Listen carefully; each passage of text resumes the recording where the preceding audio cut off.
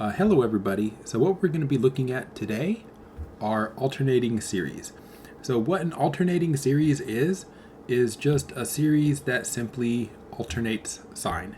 So here's an example of one just written out. Like if I go 1 minus a half plus a quarter minus an eighth plus a 16th minus 1 over 32 etc. That's an alternating series because the signs on here, they go minus, plus, minus, plus, minus, plus, like that. So minus and then a plus and then minus and then a plus and then minus and then a plus. So the signs just alternate plus and minus. Okay. Now, you should be familiar with what these look like when you write them in the summation notation, which is they're always going to look like something like this. I'm going to say that this one goes from 0 to infinity. We don't normally do that, but whatever. And I'm going to say 1/2, actually I'm going to say -1/2 to the n. And that's what this series is. And you can write that though as 0 to infinity of, you can take the -1/2 and split it up into a -1 to the n and then a +1/2 to the n, right? And so if you split it like that, you can have essentially you've split it so that the -1 to the n part is just there to alternate sign. To go, +1, -1, +1, -1, +1. And the rest of it, the 1/2 to the n, is actually giving you the rest of the series, right? The value of the series or the magnitude of the series. I'm just going to say the value of the terms. Right? So the only thing the -1 to the n there is for is just to make it go plus minus, plus minus, plus minus. All right?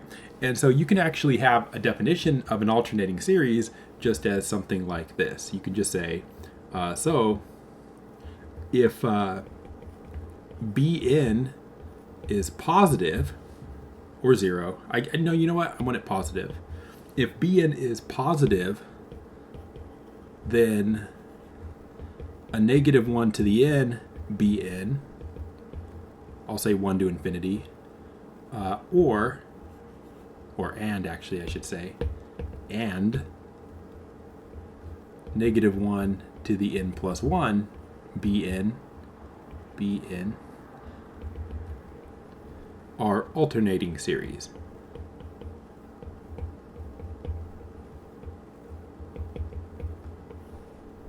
Right?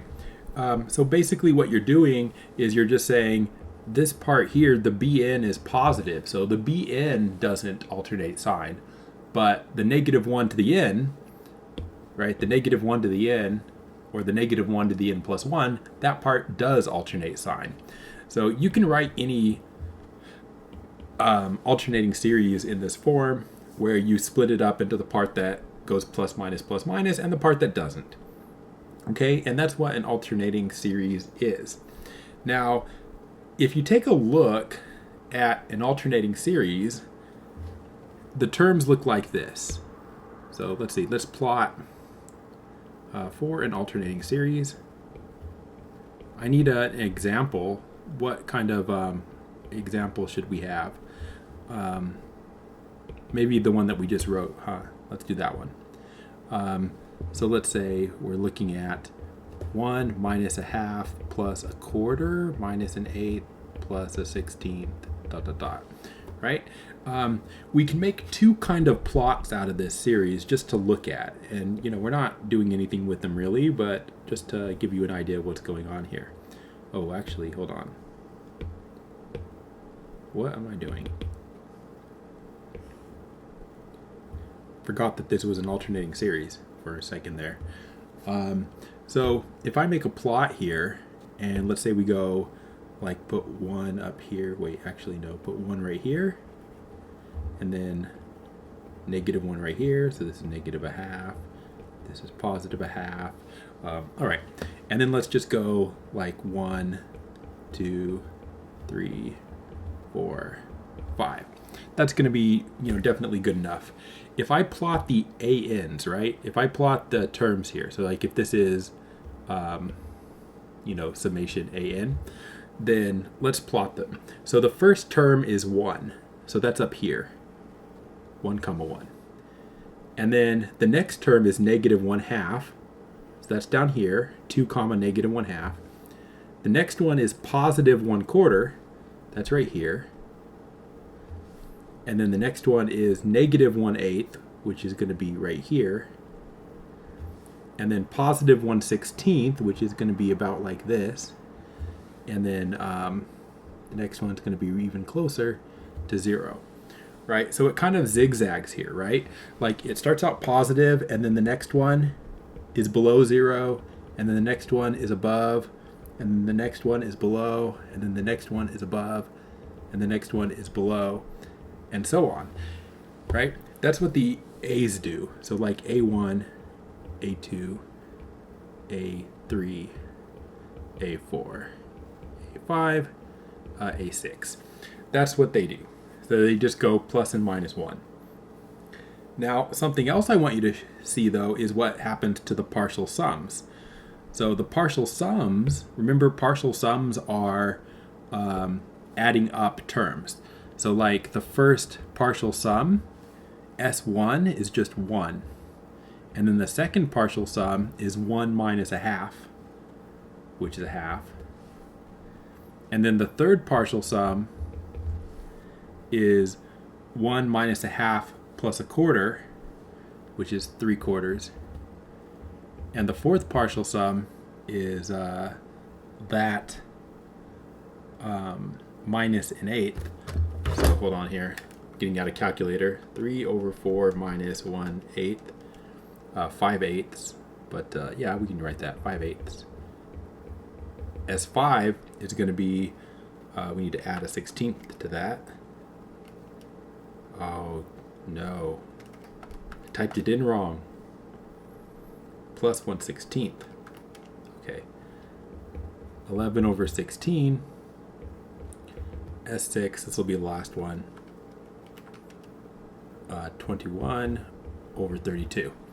Okay, so I just wrote out a bunch of partial sums that come from that series. Now, what is this actual sum? But the series was actually, I could write it as a geometric sum. I could write it as, what was it? It was negative 1/2, negative 1/2, and it starts to a 0 power, so just like this. Oops. I know I didn't write it quite this way the first time I wrote it, but this is how I'm writing it now. So this is the sum, I believe. You put in a 2, you're going to get, yeah, that's right. So this is the sum. And because it's geometric, it has a sum, a over 1 minus r. And the a is 1 because you don't see it. It would be right here. And the r is negative 1/2. So it's 1 over 1 minus a half. So 1 over 3/2, which is 2/3. So the actual sum is 2/3. And I want to show you what the partial sums look like on a graph with that 2/3 there, because it's going to be relevant for a formula later on. So let's put 1 up here. Let's put 1/2 right here. And 2/3 is going to be, I don't know, I'm just going to draw it approximately where it is. So let's just say right there. And I'm going to draw that in. So this is at y equals 2/3, which is the limit. Okay, now if I go ahead and I plot my partial sums on here,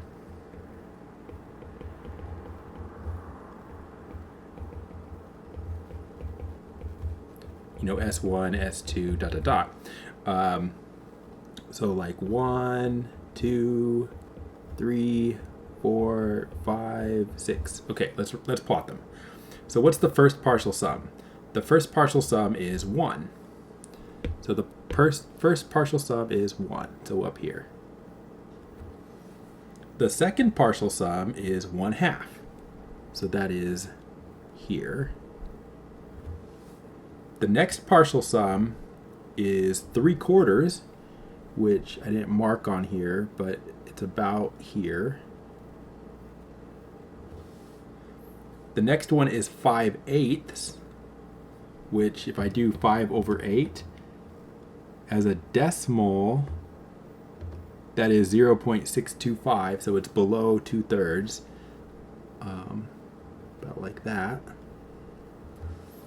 The next one is 11/16, which as a decimal is 0.68, so it's above.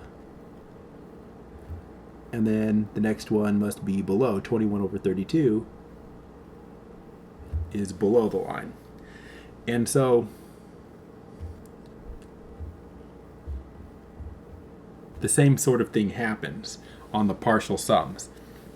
So if you compare these graphs, then what you'll notice is that for an alternating series, they're above and below 0, right? The A's oscillate above/below 0. But for the partial sums, they don't alternate around 0. They alternate around the limit, right? The limit of this sum was 2/3. This was the limit of the series.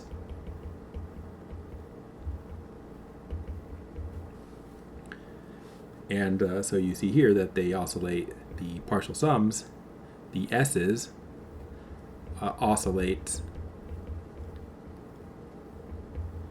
around the limit, if there is one. Okay? And I want you just to realize that now, because it'll make something easier in about 15 or 20 minutes. So, all right, so we got some graphs there. And you have an idea of what an alternating series does. Now, an interesting thing about alternating series that's not true for series in general is this. So we know this. We know that for a series,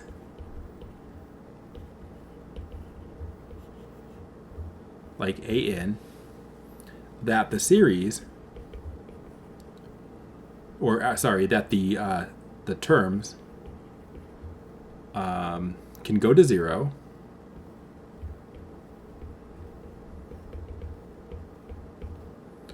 they can have a limit of 0,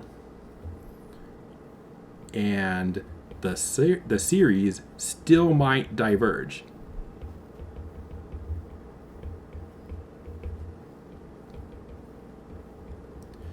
Right? We know that. As an example, you have this series, which I'll just go 1 to infinity, which is 1 plus a half plus a third plus a fourth plus ... And we know that that even has a name. That's called the harmonic series, and it happens to diverge. So the limit as n goes to infinity of 1 over n is 0. But the series here diverges. Okay? We learned that. But for an alternating series, that's not true. For an alternating series, if they go to 0, basically that's what you need for the series to converge. It's slightly more complicated than that, but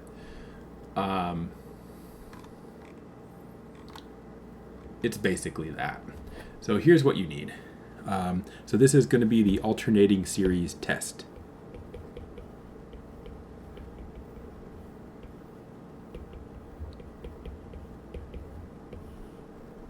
Here it is. So the alternating series test says simply, so for a series, and it's supposed to be an alternating series. So it could be n goes from 1 to infinity of -1 to the n plus 1 bn, or n goes from 1 to infinity -1 to the n bn. That's another alternating series. So for an alternating series, basically it converges. The series converges if, and here's what you need. Number one, 0 less than bn, 0 less than bn plus 1. Bn for all n. And number two, the limit as n goes to infinity of bn is 0. All right. So that's what the alternating series test says. So this condition up here, I just want to talk about a little bit more. There's kind of a lot of stuff packed in there. So what this is saying is really there's two things going on here. So first of all,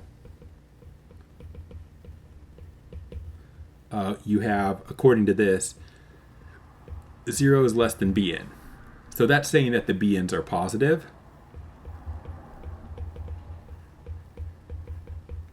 The reason you want the bn's to be positive is because, remember, we're splitting it up into a part that alternates sign and then a part that does not alternate sign. So the fact that they say the bn's are positive is actually what makes it so that this is definitely an alternating series. Okay, so 0 has to be less than or equal to bn. And also,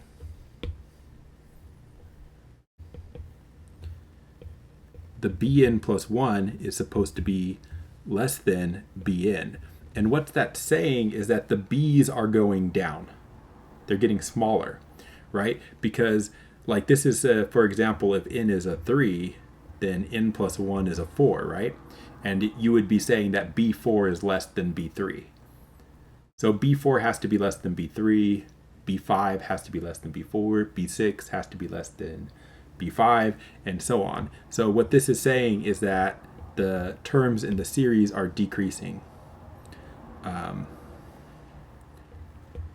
which says the terms are decreasing, going down.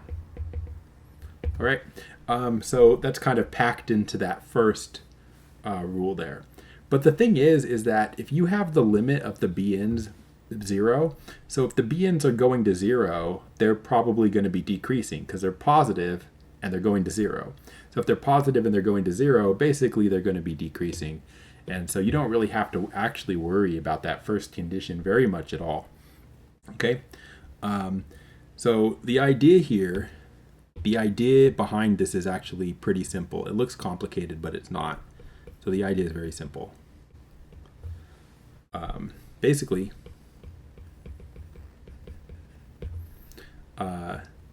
if you have an alternating series,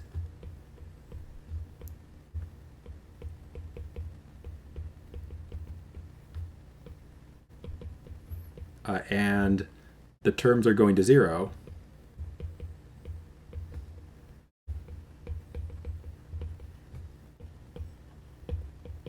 it will converge. Technically, there's a little bit more to it because you need, the terms to be decreasing, but they generally are going to be decreasing. So, yeah. So if they're alternating and they go to 0, that's what you're looking for. Okay. Yeah. So let's look at it. They are not so bad at all. We spent a little while doing this theory here, but here's going to be a quick few examples, and you will see that this is not bad at all. So, example. So, does it converge? Question mark. n goes from 1 to infinity, -1 to the n, 8n plus 4. Okay, does it converge? So, basically you're looking at it this way. You can write it like this. You don't really need to, but write it like this. -1 to the n, and then 1 over 8n plus 4. The only reason you're writing it this way is just so you can say this is the Bn. All right, so it's an alternating series, and once you know what's an alternating series, you just need to check the conditions, right? So, so is it decreasing?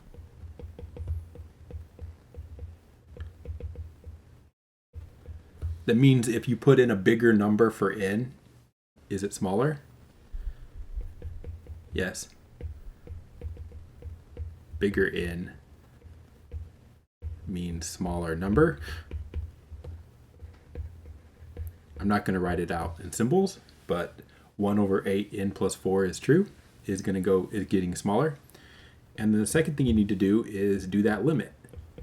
Limit as n goes to infinity of 1 over 8n plus 4. Now when n goes to infinity, this is just 1 over infinity, which is 0. All right, so they're decreasing and they go to 0. What's that mean? That means the series converges by the alternating series test.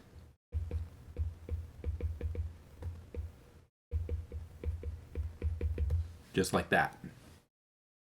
All right, so that's all you're doing here. Now, yeah, I mean, that's fine. However, there's one more definition that we need to look at before we do another example, and that is going to be the idea of absolute versus conditional convergence. So, one more definition, and we'll actually do something on this same problem. Let me get a horizontal line there. All right. So, definitions, but first definition. If, actually, I want to write something first. So consider, so we're just looking at a series like this, okay? I'm not going to put like n equals 1 or whatever. Just consider a series. If the series with the absolute value of the an, so that's an absolute value there, if that converges, we say the series, the original one, converges absolutely. So the absolute is a absolute value, right? Now, if this one diverges, but this one converges, we say the series converges conditionally.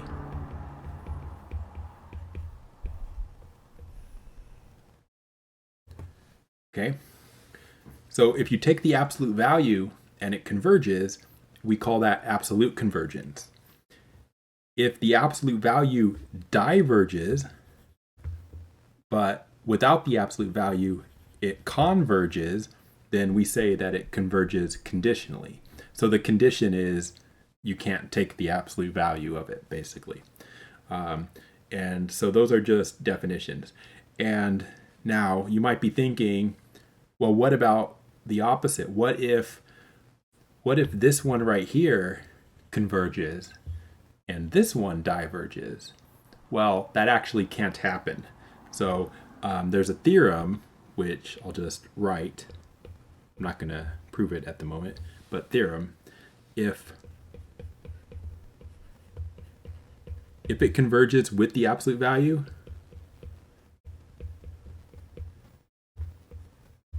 then it converges without.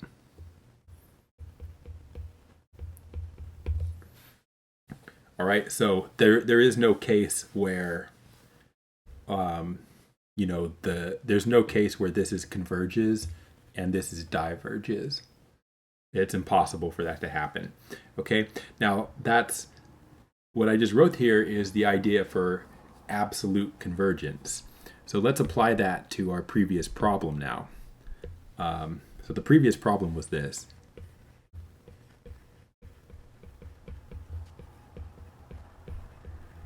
Was sum 1 to infinity.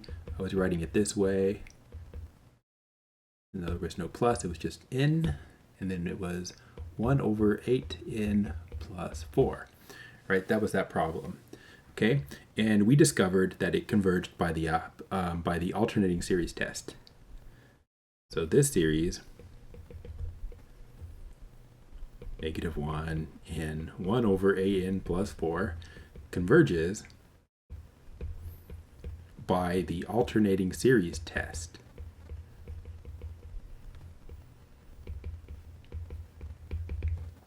Okay, but what happens if we take the absolute value?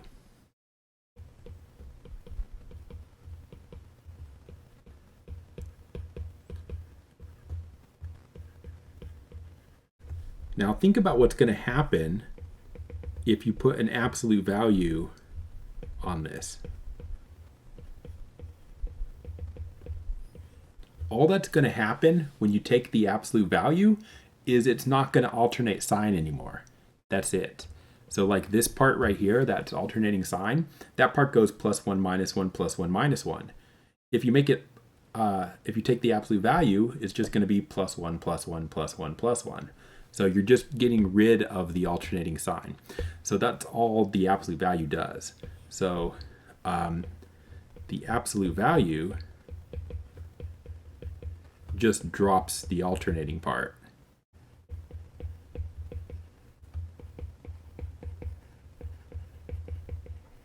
Just drops the alternating. So if you do that, what are you going to get? You're going to get this series. All you have to do is just drop off the highlighted part. This is the absolute value, right? Just drop off the -1 +1 part. And then you could ask yourself, does this converge or does this diverge?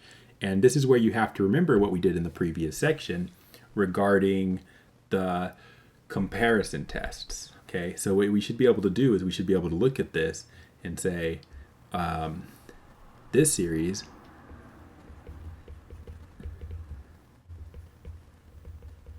diverges. Why would it diverge?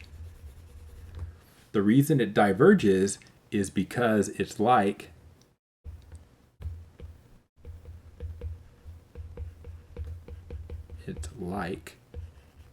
this series, right? The power on the n is 1, which is like a p series with p equals 1. A divergent p series with p equals 1.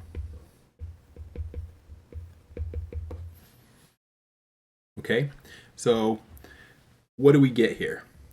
What we get here is that the original series converges. But when we take the absolute value, it diverges, right? So you combine that information and we can say, since the original one converges, but the absolute value diverges, the series, I'll write out what it is this time. This one is conditionally convergent. So it's convergent, but when you take the absolute value of it, it's not convergent. And that's what we mean when we say conditionally convergent. Okay, so there was a lot there in one problem, but we'll do a couple more, and I think it'll, the more you do, the more it makes sense. All right. Let's do another one. This one's too close to the same. I'm going to write it, and then I'm just going to summarize the answers here.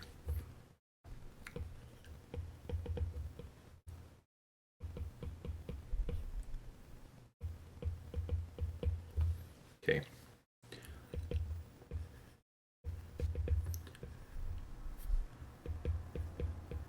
So where you want to get with these is to this point, right? So here's my thought process on this. This is not really going to be a proof, but this is my thought process. Number one, here's what I think. First of all, notice that this is alternating.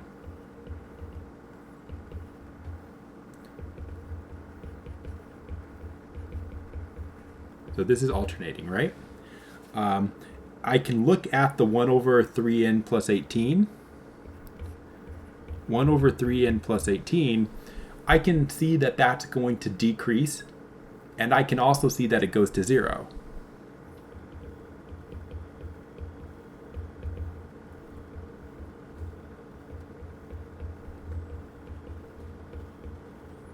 Right?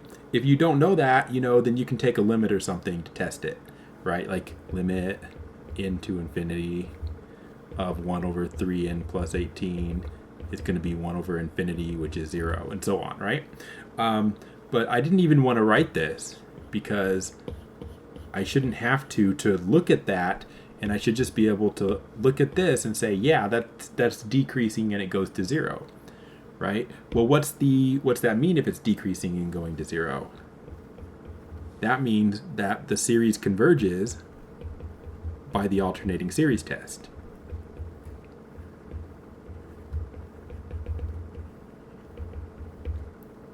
So I didn't really formally do the alternating series test, but I still know what the answer is because I've done the alternating series test before.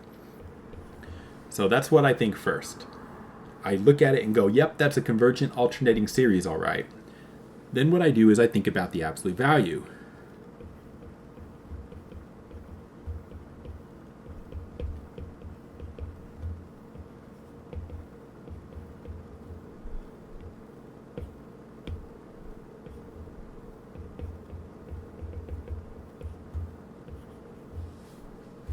I know that that's just going to make me drop off the -1 to the n part. So that's my series. Then I look at this, and I should just note that the exponent on the n is a 1, right? You don't write it, but exponent is 1. N equals n to the 1. So what we have here is this is a p series, basically a p series with p equals 1. It's not a p series, but you can compare it to a p series with the comparison theorem. So this is basically a p series with p equals 1, which is divergent. Remember that p needs to be greater than 1 to converge. Diverges because p is less than or equal to 1. Okay, so what do I get? Well, I've got the series converges, this one does, but when you do the absolute value, it diverges. So what's that mean together? I can conclude simply series is conditionally convergent.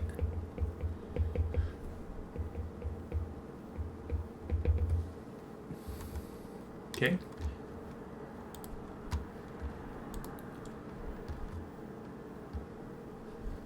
All right.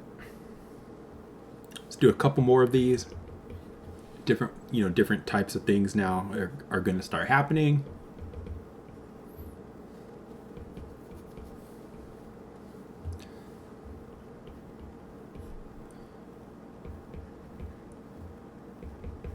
Okay.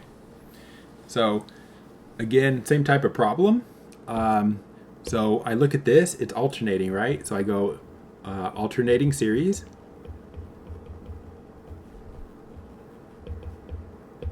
That's what I notice first. Now, what happens when you take the limit as n goes to infinity of 11n over 19n plus 6, though? What you need to notice is that this is first power and this is first power. So when you take that limit, you don't get 0 anymore. You get the ratio of the leading coefficients. So that limit is 11 over 19 when they have the same degree on the top and the bottom. So that's 11 over 19. Well, that's not 0, right? And we have a theorem that tells us that if that's not 0, the series diverges. Nope, not Siri. Go away, Siri. This isn't 0, so the series just diverges by the divergence test, which should have been in the last lecture, I believe. So there's no more. Like there is no, what's it called? There's no absolute convergence or testing anything here. If it diverges, it just diverges. So no absolute values or anything needs to be tested, right? Because your possibilities are conditional convergence, absolute convergence, and divergence. So if it diverges, it just diverges. Okay, so we're done with that problem. So it was alternating, but the terms did not go to 0. All right, one more.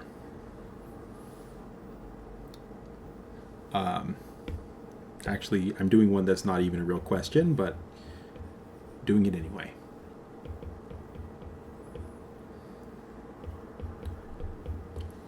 So here's a series, and what I want to know is,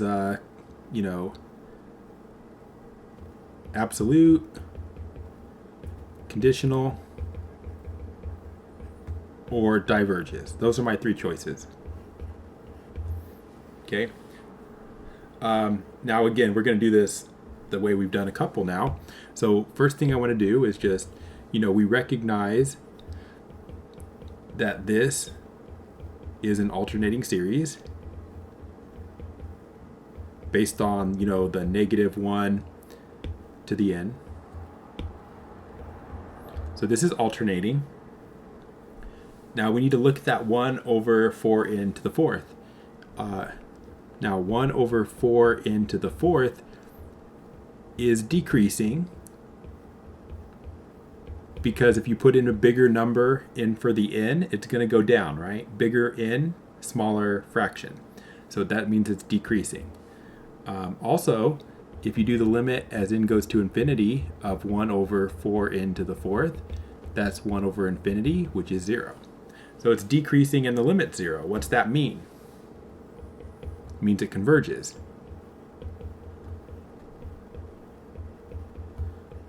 By the alternating series test. Okay, so it converges. If it converges, then we move on to the absolute value. So we go absolute value. So we're going to do the absolute value of this, -1 to the n, 1 over 4n to the 4, which is the series. You're just going to drop off the part that alternates sign. Keep the rest. Right? So this is the series we're looking at. 1 over 4n to the fourth. Now, it's a p-series again, or I was going to say it's like a p-series. This actually is a p-series. So this is a p-series with p equals 4, which is greater than 1. What does that mean? It means it converges, right? The p-series with p greater than 1 converges. So there you go. So it converges. So look at what we got. We got the original converges and the absolute value converges, and that means it's absolutely convergent. So this and this converge. So absolutely convergent. And that's the answer to this question. It is absolutely convergent. Right? So do you see what you have to do? You check the original series with the alternating series test. If it converges, then you move on to doing the absolute value to check for absolute convergence, which is what we just did. Okay? Now, let's go back and look at the graphs. We have one more thing to look at in this section. So, here's the thing. Now, if I have these partial sums here, right? They're getting closer and closer to the limit, right? As you go. Now, let's say I calculate 5 partial sums, which I did, right? Here they are. So let's say I calculate 5 partial sums of this first series that we had, and I have this. And what if I say this is my estimate of the limit?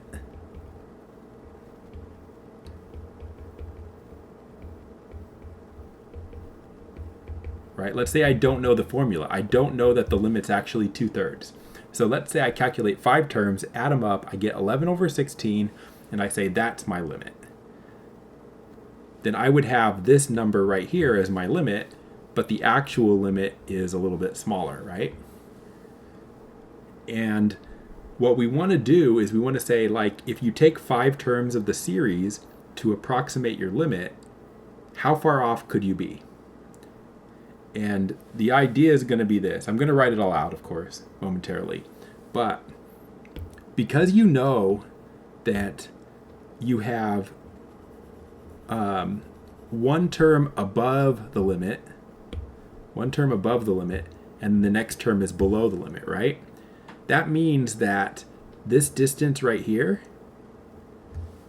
the real limit has to be in between those, right?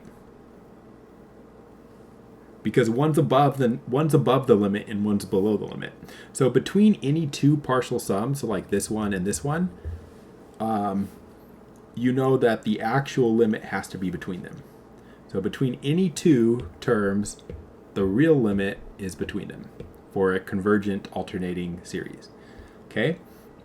And what I want to do is write out a little theorem that formally states that idea. So here's the idea. So this is called the remainder theorem for alternating series. I guess I'll write it here.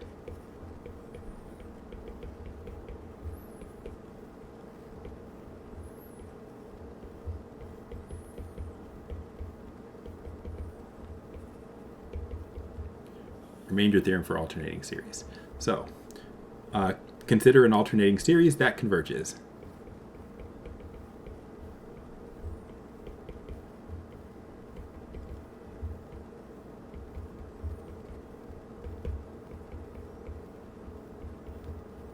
So this one. So 1 to infinity, -1 to the n, bn. Or, n plus 1, it doesn't matter. Like just a convergent alternating series. Sorry. So consider an alternating series that converges. Okay. You can estimate the limit. So we don't know the limit, so we're going to estimate it.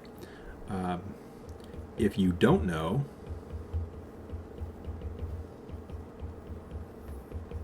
the limit, it has a limit, right? Because it's convergent. That's what convergent means, is it has a limit. So if you don't know the limit, you can approximate it, the limit, as Sn for some n, right? You pick a number, right? Like n equals 5 or something. You can approximate the limit as Sn. So that's going to be an approximate value for the limit. It won't be exact. Okay? So the actual theorem is going to say this then. So if you do this, how do they write it? Let me look.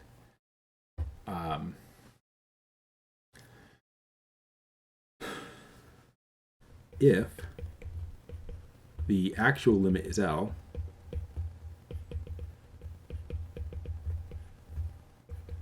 then the absolute value of Sn, which is your approximation, minus L, is going to be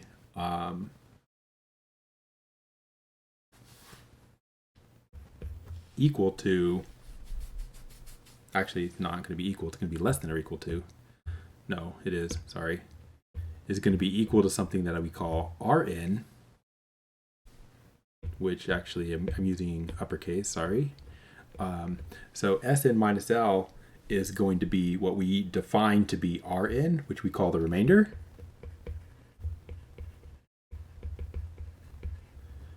Which is like your error.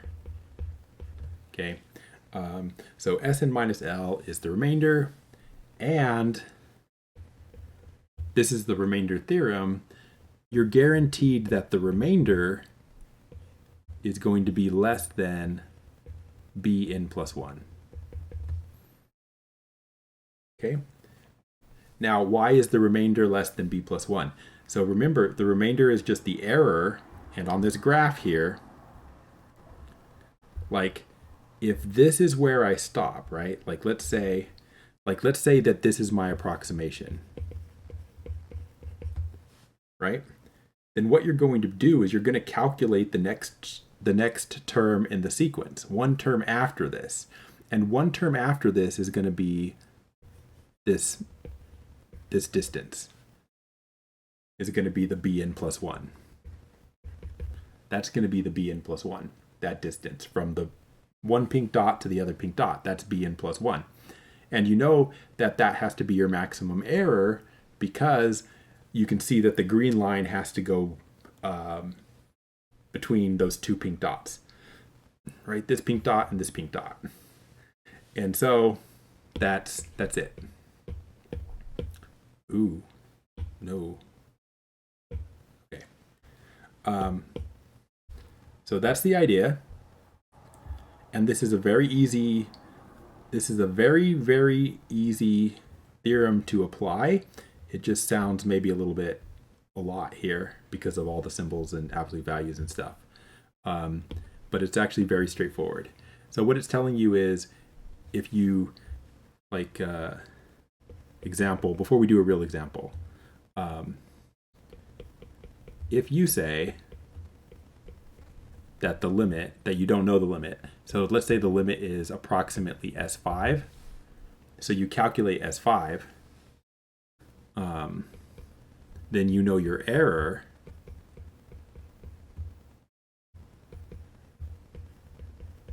is at most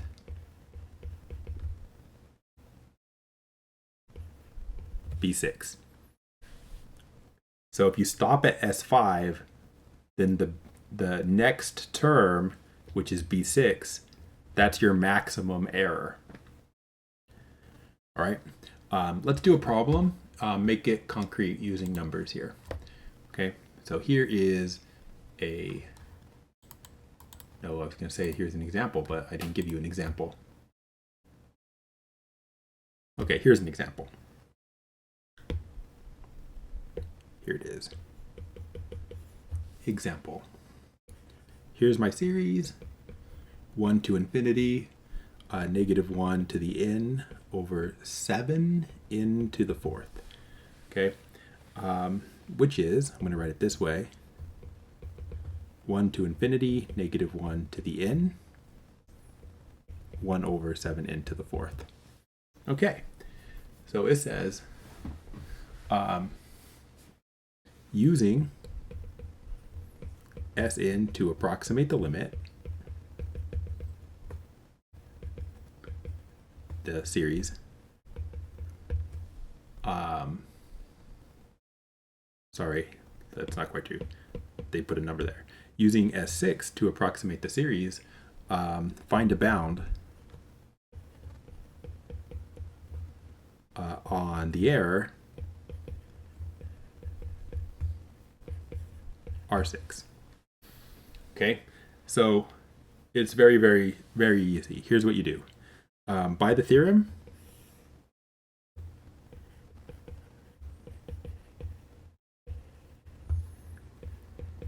R6, what's it say?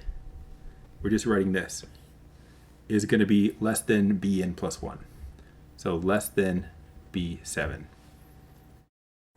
So what's B7? B7 is plugging a 7 in here.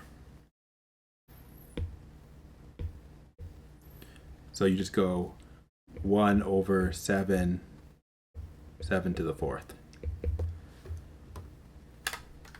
So you just grab a calculator, 1 divided by 7 times 7 to the 4th. That's actually 7 to the 5th, isn't it? So it's a decimal because they want it as a decimal. Oh, scientific notation. 5 decimal places. 0.1, 2, 3, 4. 1, 2, 3, 4, 5.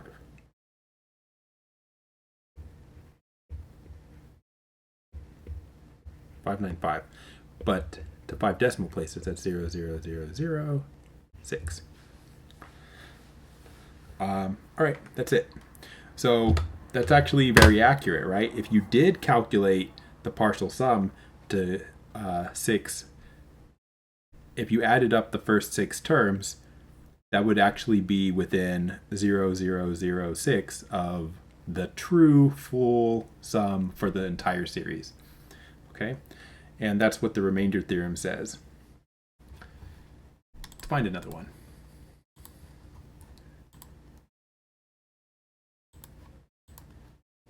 If there is another one. It'd be nice if there wasn't, actually.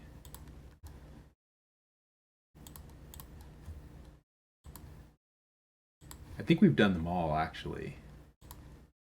Is there only one of those? I'm going to make a different one. Okay, yeah, here's a different one. One more.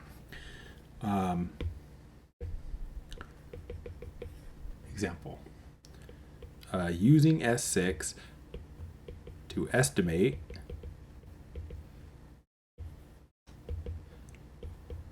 -1 to the n plus 1, 1 over 3n squared. N goes from 1 to infinity. Find a bound on R6. I don't know why it's 6 again, it just is. So all you're going to do is say R6 is less than B7, less than or equal to B7. B7 is plugging a 7 into the formula.